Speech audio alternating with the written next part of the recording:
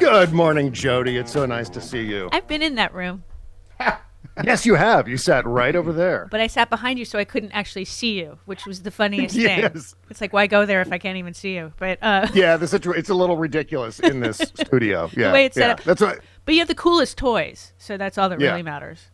Well, and then when Kimberly and I do the after party show on Fridays, we don't look at each other, which is the weirdest thing. It just completely negates the intention of being In the same room. Yeah. Right. Because she could do it in Yeah. another Be in room. Cleveland. Yeah, I know. Yeah, of course. Yeah. Of course. It was like doing his show from here, only I was 3 feet away from Right. it. So That was so much fun. it was fun.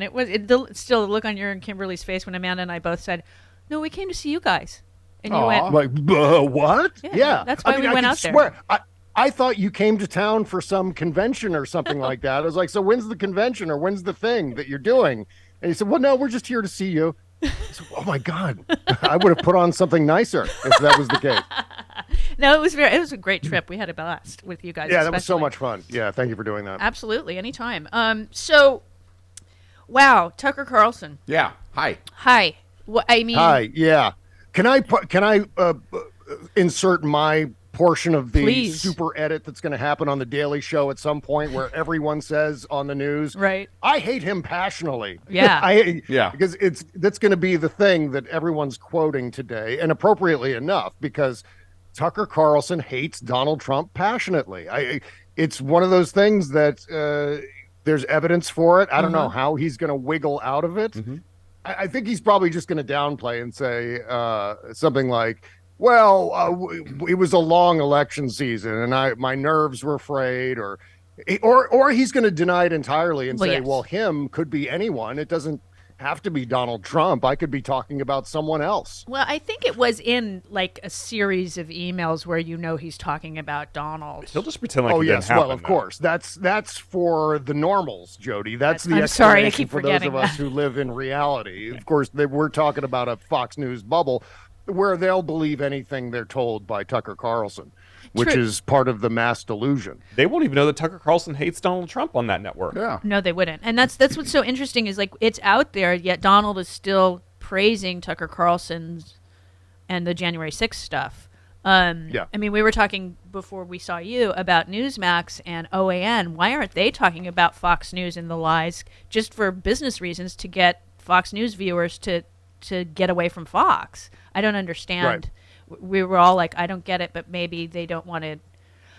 Their cognitive dissonance, they don't trust in their viewers, maybe. Because, they'd be admitting to the lies. Right. I think this is just a matter of hubris. I think they feel as though, we're invincible. There's no possible way these text messages will ever become public. So why not? They're engaged in a massive televised fraud that's been going on for more than 2 decades now. And obviously, I think what we're going to learn in the coming months and years is that it wasn't confined to election 2020. No. This is every news cycle, most likely. Of course, to keep myself from getting sued, I'm saying that that's my opinion, by the way. But I think that we're going to learn that this is everything that we've been hypothesizing for all this time about how Fox News operates. We've got to look at Fox News as though they're creating some sort of historical fiction, like Right. they're presenting something that's semi-based on reality, Right. but it's not. It's a fabric. It's almost like they've got. Well, I'm pretty sure they've got a writer's room that concocts talking points, and I don't know if that's the same thing as the brain room, but it's they've got rooms at Fox. I don't know. You've heard of the brain room, right? Yeah, the brain I have. Room, which Yeah.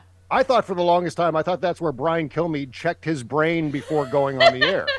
It's like this, it was like a coat check room for your brain before you go on TV at Fox News.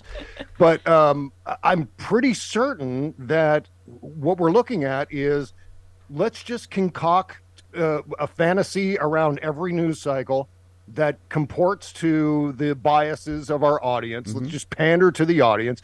And one of the things I can't shake in all of this is ultimately we're not the victims of this. Right. It's Fox News's own viewers. Yeah. And guess who agrees with me about that? Steve Bannon, CPAC this past weekend, telling Fox News viewers, you are being scammed by Fox News Channel. I was astonished. Suddenly, this is just what's happening on the Republican side is making for strange bedfellows. No kidding. Suffice to say. No kidding. Like Bill Kristol has always been right. Sure. That's how, I mean, because Yeah. I keep agreeing with him lately for the past 5 years. It's awkward. It's really Very, very, uncomfortable. very awkward.